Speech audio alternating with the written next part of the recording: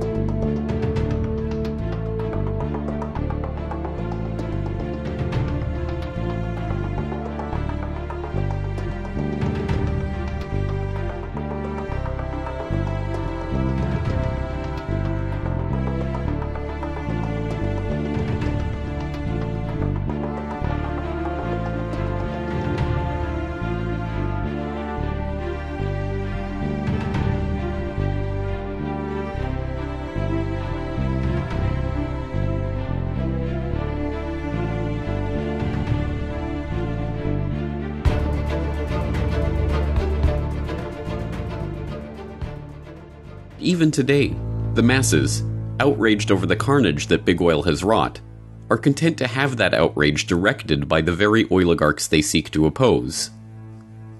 The same oligarchs who are quietly funding and supporting their environmental movement from behind the scenes, and even leading it from the front. Carbon rationing, carbon trading, carbon taxes, cap and trade. These measures are sold to the public as a way of penalizing the big oil interests that have spent the last century monopolizing the world's key resources and plundering the earth in the pursuit of profit. What they do not understand, because it has been deliberately obscured, is that it is these very interests that have been instrumental in creating these schemes in the first place.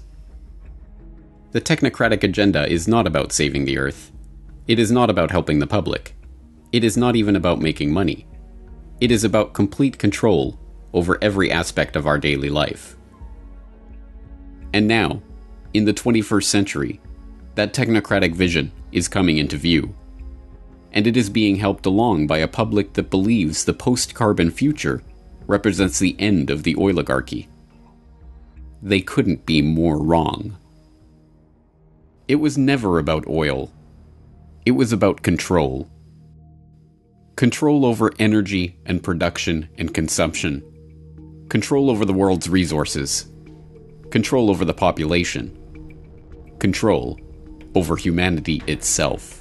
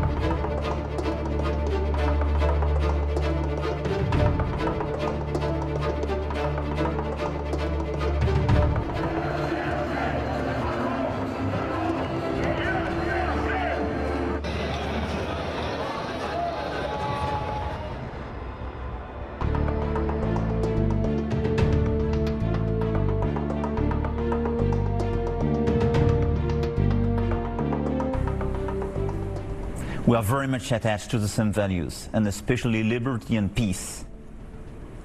And I think the US today has a very strong role to play for peace in different regions of the world, and especially Middle East. And I think is one of the last resort player for this peace and for multilateralism. So I will advocate for multilateralism in front of the Congress for that, which means playing all together in order to reduce the influence and the power of some rogue states and obviously fight against terrorism together. We will have to build the new Syria afterwards, and that's why I think the US role is very important to play. Why? The day we will have finished this war against ISIS, if we live, definitely and totally, even from a political point of view, we will leave the floor to the Iranian regime, Bashar al-Assad and these guys. And they will prepare the new war. They will fuel the new terrorists.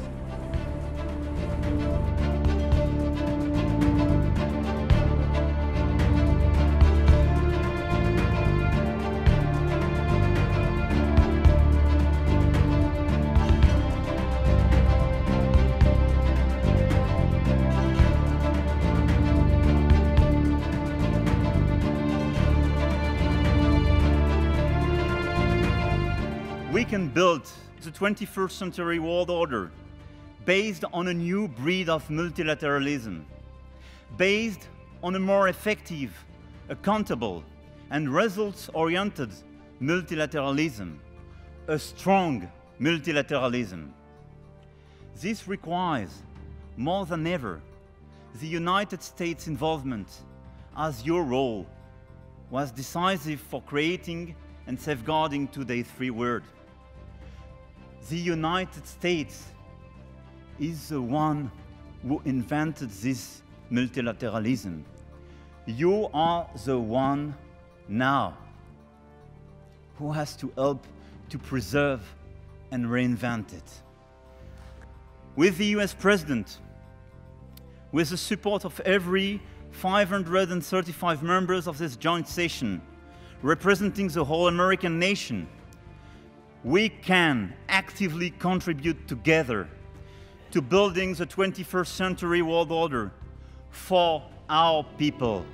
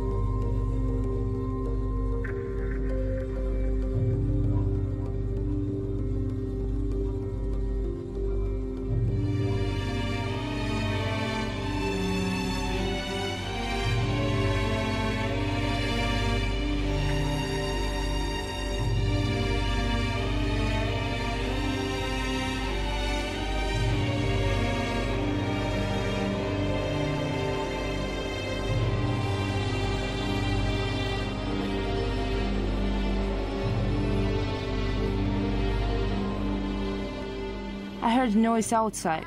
Somebody was shouting that we had to go to the hospital, so we went there. When I came in, some people grabbed me, started pouring water over my head. I didn't hear anything about a chemical attack. I was outside, but I didn't notice anything. I went to the hospital, walked upstairs and found my wife and children. I asked them what had happened, and they said people outside were shouting about some smell and told them to go to the hospital. At the hospital, they gave dates and cookies to the kids.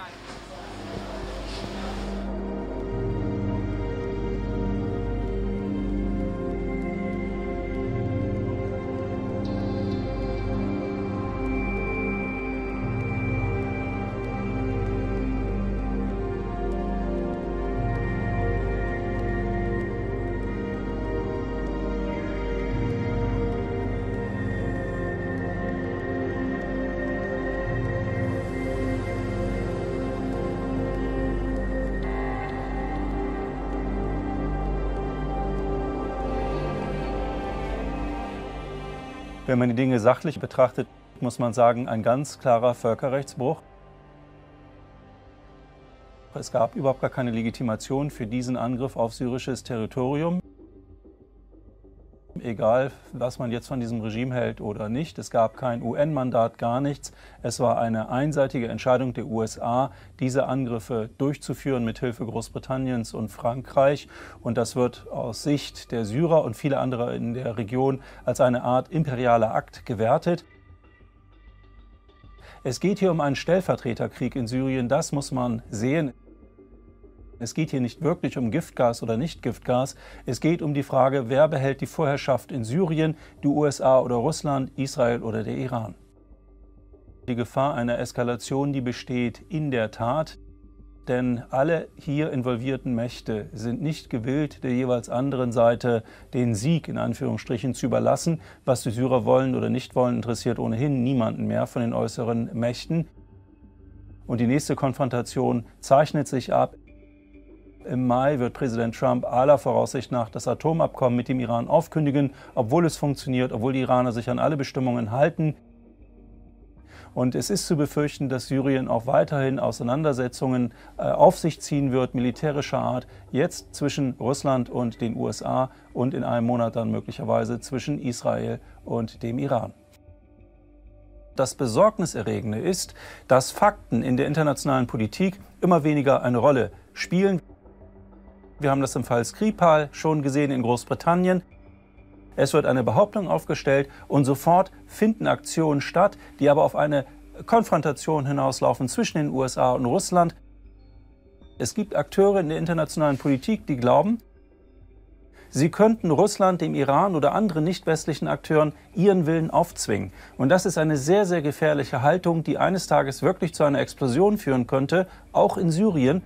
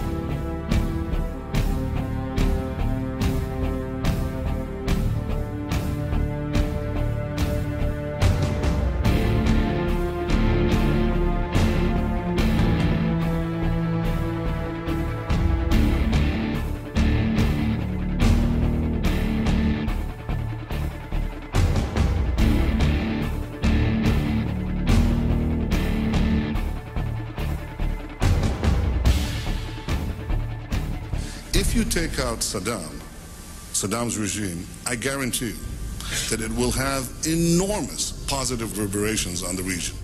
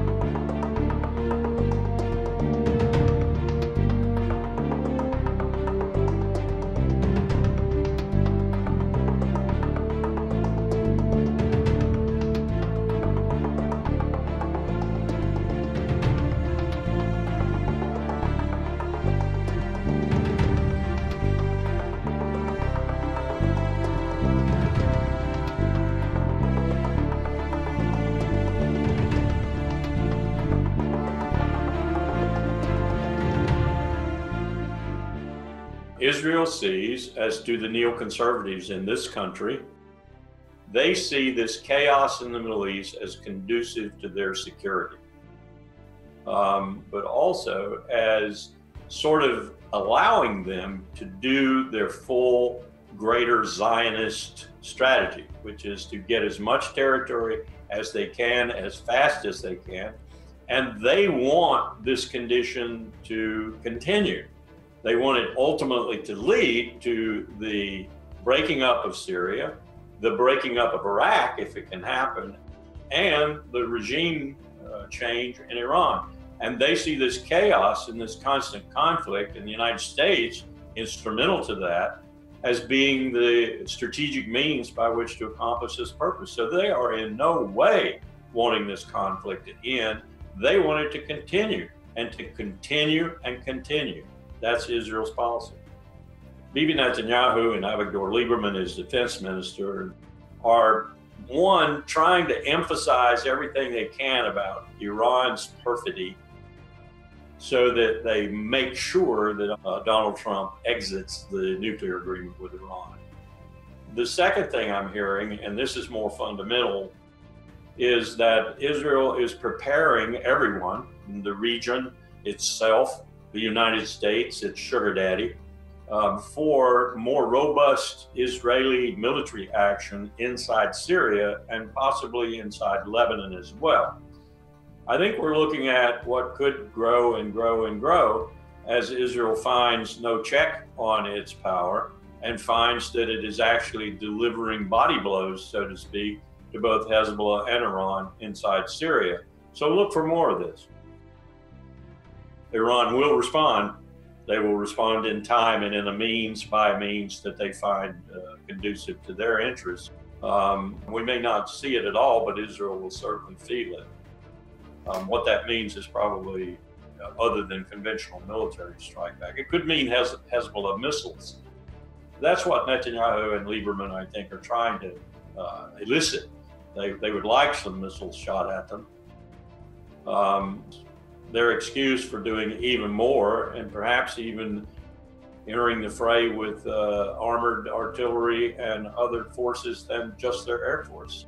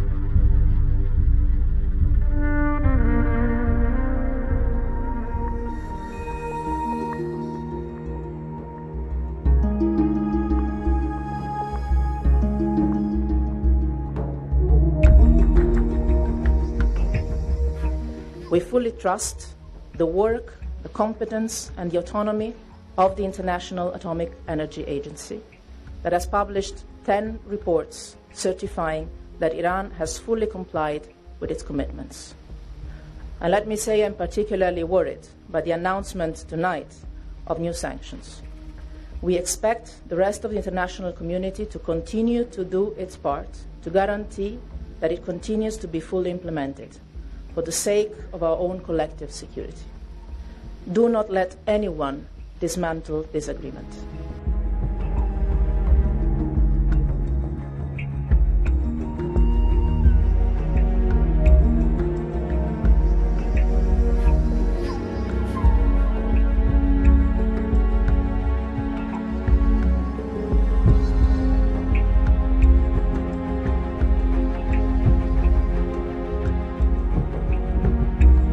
Estados Unidos nunca ha cumplido con sus compromisos bajo el acuerdo nuclear. El pueblo de Irán, en base a lo que reconoce la Agencia Internacional de Energía Atómica, ha cumplido con sus obligaciones. El gobierno de Irán ha cumplido con todo lo que le corresponde en el marco del acuerdo nuclear. Pero hoy somos testigos de que un país que no respeta los compromisos internacionales, el acuerdo nuclear no es un acuerdo entre Irán y Estados Unidos, que Estados Unidos quiera que se retira de este acuerdo. El Plan Integral de Acción Conjunta es un acuerdo multilateral e internacional. Es un acuerdo que está confirmado por parte del Consejo de Seguridad de la ONU y la resolución 2231. Entonces, Estados Unidos de forma oficial anunció que no cumple y que no hace caso a los compromisos internacionales. Yo he mandado a la Cancillería que en cuestión de unas semanas, manteniendo diálogos con los países europeos y otros dos grandes países como Rusia y China, realice las coordinaciones y consultas necesarias. Si al final de este corto plazo de tiempo llegamos a ese resultado, que con la cooperación de 5 países se puede satisfacer los intereses del pueblo de Irán bajo el acuerdo nuclear, pese a la voluntad de Estados Unidos y el régimen sionista, y pese a sus esfuerzos y los insultos de Trump, el acuerdo sigue vigente y nosotros podemos, a favor de la paz y del mundo, dar pasos al respecto. Y si vemos que no se garantizan nuestros intereses, yo pronto voy a hablar con el pueblo de Irán y explicaré las decisiones del sistema y del gobierno al respecto, pero enfatizo una vez más que el pueblo no debe tener ninguna preocupación, ninguna inquietud sobre el futuro del país.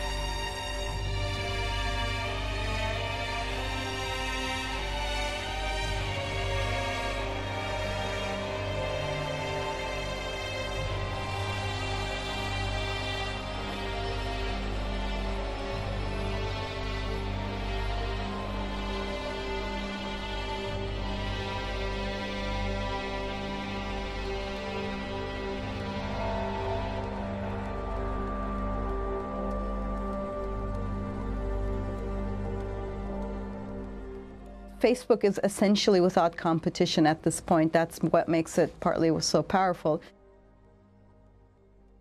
By promising to keep the data completely secure from now on, they're still not dealing with the fact that they are collecting an enormous amount of data.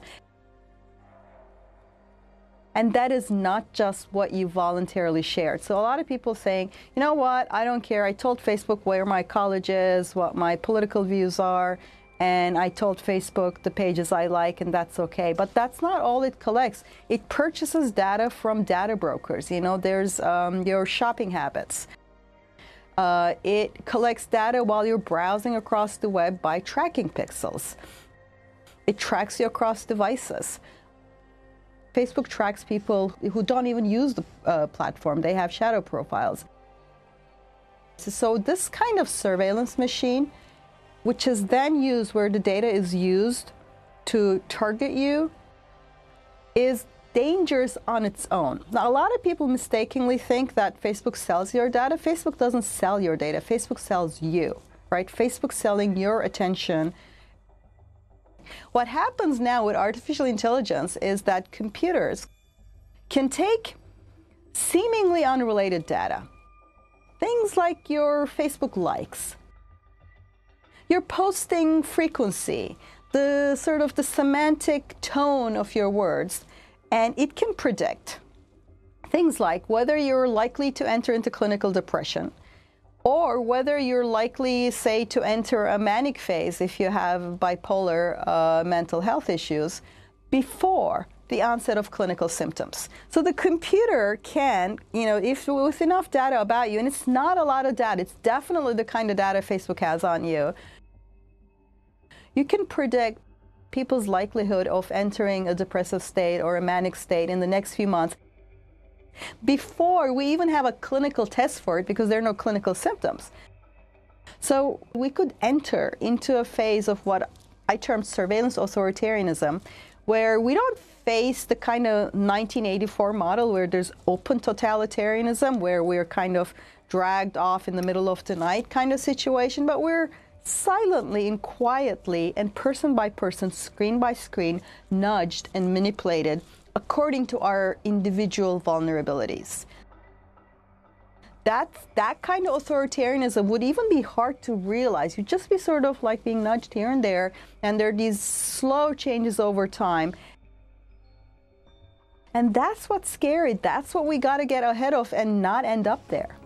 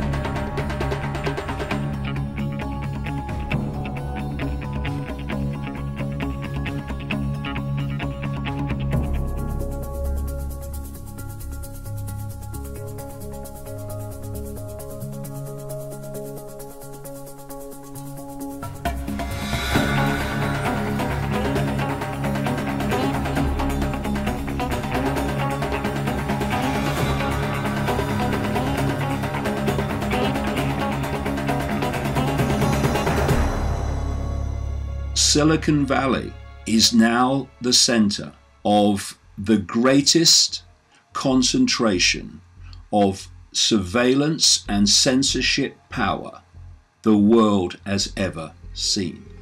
And what we saw with Cambridge Analytica was the tip of the tip of the tip of the iceberg of what happens to the information that Facebook receives. So the diversion here is that Facebook is gathering this mass of fine detail information because they want to make lots of money targeting you with targeted advertisements. That's only one level of it. That's the cover story.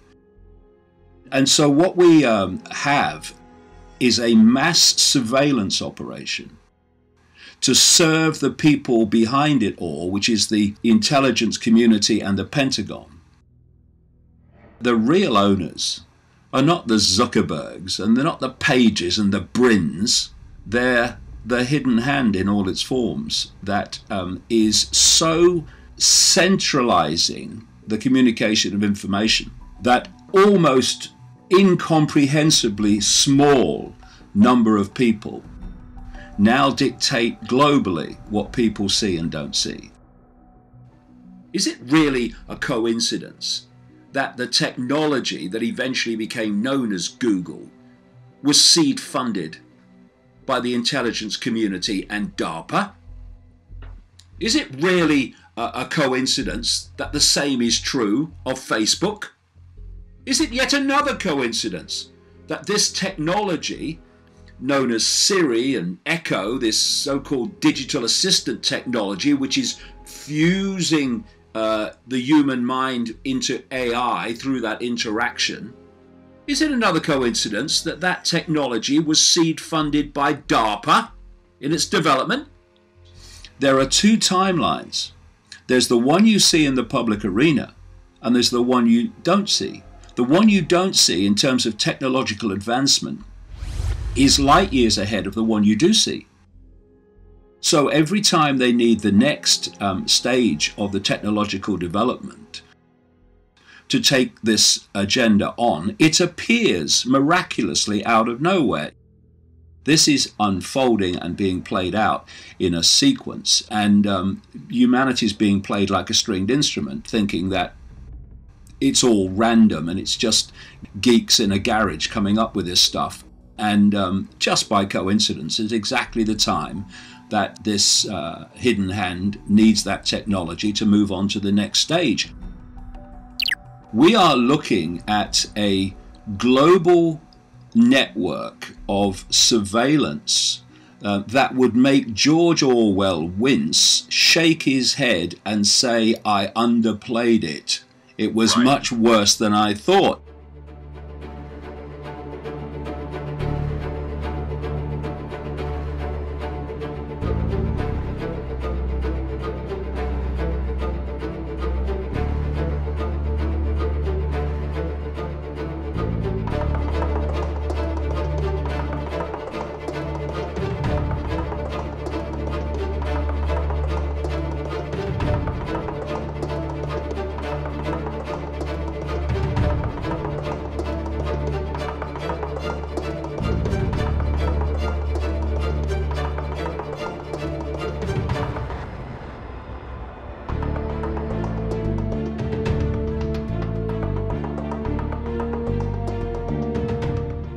Was jetzt passiert, ist, dass es einen großen Aufruhr gibt und das wird weitergehen, das wird über Monate gehen und es wird massiv Druck auf Facebook, auf die ganzen Datenkraken geben, auf das gesamte Daten, wie gehen wir mit Daten um. Diese Diskussion wird jetzt ganz groß geführt. Welche Konsequenz hat das? Es wird dazu führen, dass Gesetze erlassen werden, Selbstverpflichtungen, es werden neue Standards gesetzt werden, dass Daten grundsätzlich nicht mehr weitergegeben werden dürfen. Beim letzten Weltwirtschaftsgipfel in Davos wurde von den großen Internetkonzernen, wurde den Regierungen ein Dokument übergeben, ein Angebot, ein Masterplan, das heißt The Known Traveler. Diese Unternehmen sagen, die Bürger sollen wieder die Hoheit über ihre Daten haben. Niemand darf auf deren Daten zugreifen, es sei denn, der Bürger erlaubt es freiwillig. Und schlagen damit den Regierungen vor, die internationale Sicherheit zu privatisieren und zu übernehmen. Sie sagen, wir sind mit unserer künstlichen Intelligenz in der Lage, die Datenströme, die Daten, die über einen Menschen vorliegen, wir haben die ja alle. Wir können da unsere Analysen drüber laufen lassen. Und es gibt ja Studien aus den USA, dass man mit dieser künstlichen Intelligenz in der Lage ist, mit 150 Facebook-Likes, die Sie gemacht haben, Ihren Charakter und Ihre wesentlichen Merkmale besser zu definieren, als Ihr Ehepartner das könnte. Und wenn Sie jetzt überlegen, welche Datenmassen über Sie über die letzten Jahre bei diesen großen Konzernen aufgelaufen sind, von Google bis Facebook etc., dann wissen Sie, dass die Sie mit Ihren künstlichen Intelligenzen besser analysieren können als Sie sich selbst, weil Sie sich gefiltert wahrnehmen und die nicht.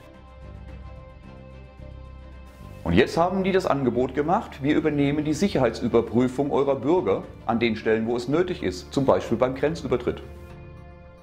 Wenn der Bürger die Grenze überschreitet und will einreisen in ein anderes Land, dann hat er zwei Möglichkeiten. Bei Schalter 1 ist ein freundlicher Officer mit einem Computer. Und da gehen Sie hin, halten Ihr Handy vor und sagen, hier bitte, Sie haben Einblick in meine Daten, ich gebe Ihnen meine Daten frei. Und daraufhin lässt er Ihre Daten von diesem privaten Unternehmen, von diesem Konsortium, durchforsten, analysieren durch die künstliche Intelligenz. Das Ding sagt ihm, okay, der ist zu 95% nicht gefährlich und wünscht Ihnen gute Einreise.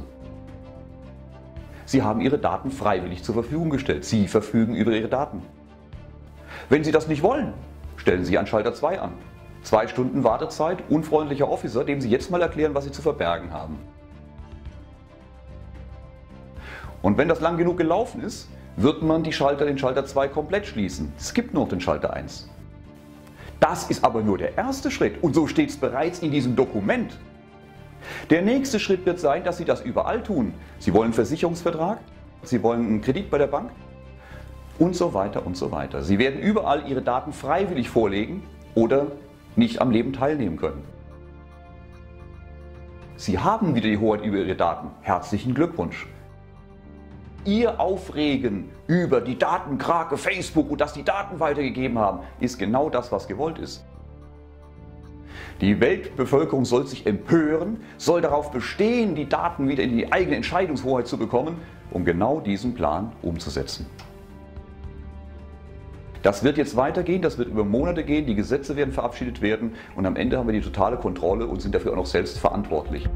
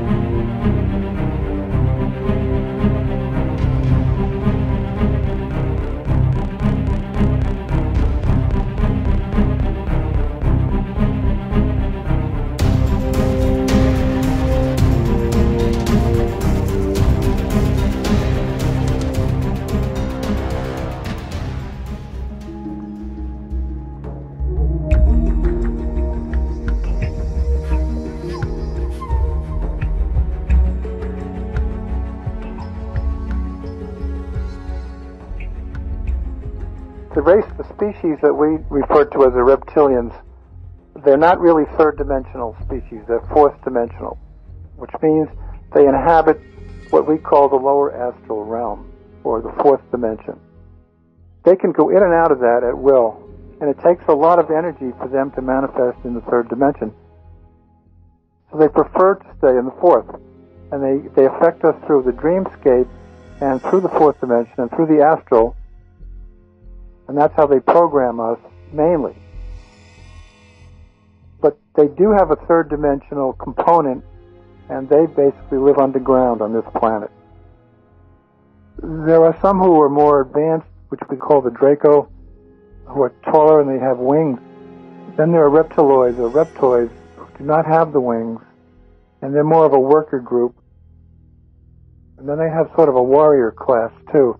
But they're all part of the reptilian species.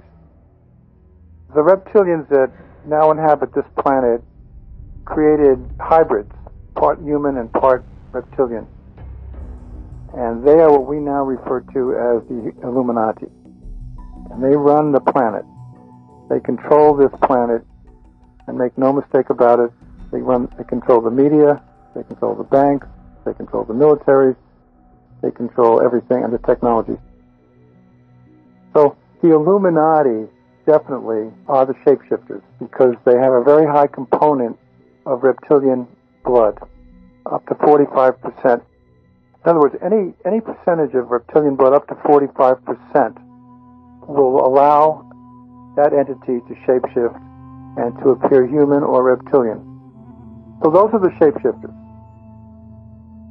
You know, since they do inhabit the fourth dimension, a lot of people get programmed at night in the dreamscape.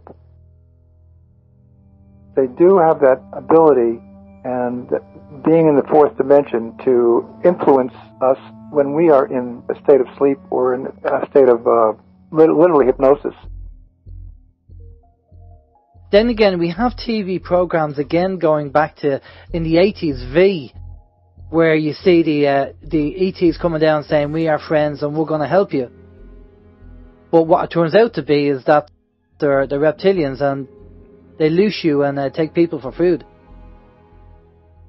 Because they use Hollywood all the time to tell us what's going on. Absolutely. And of course that goes both ways, because Star Trek and Star Wars were the positive emanations of that, because George Lucas definitely had contact with ETs from the Federation, and so did Roddenberry. One of the goals that they have is to create a cyborg generation, humans that are part machine or part electronics and part human, because they can then plug those people into a central computer and control them completely. A lot of the artificial intelligence things they're doing are in that direction.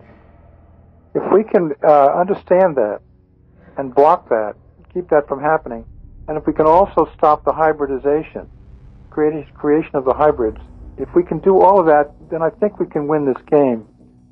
The hybrids are basically not part human. They claim to be part human, but they're really reptilian. So you have to learn to discern those people and to recognize them. If you remember the movie Blade Runner, the only way we could distinguish between a robot and a human was through a very sophisticated eye test. Otherwise, they were absolutely identical to humans.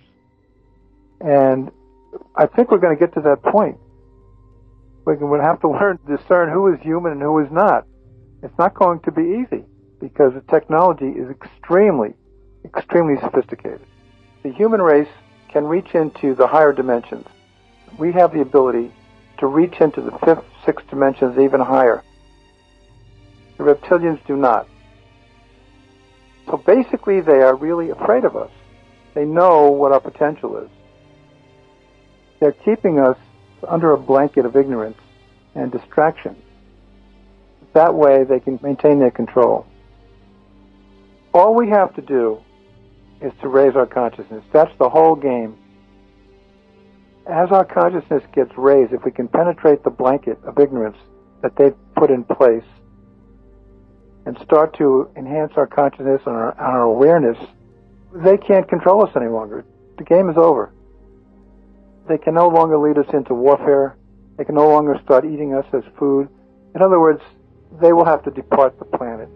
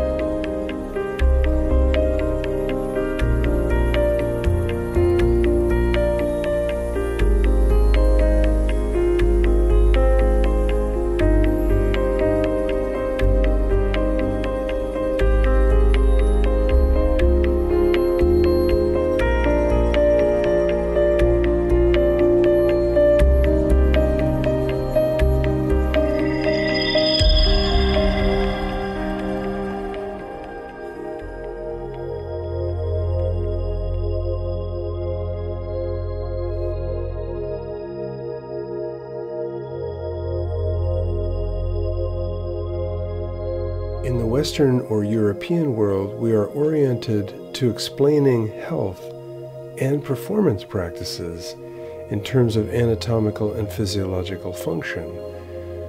However, in China, physical function is just one aspect of what the ancients called qi.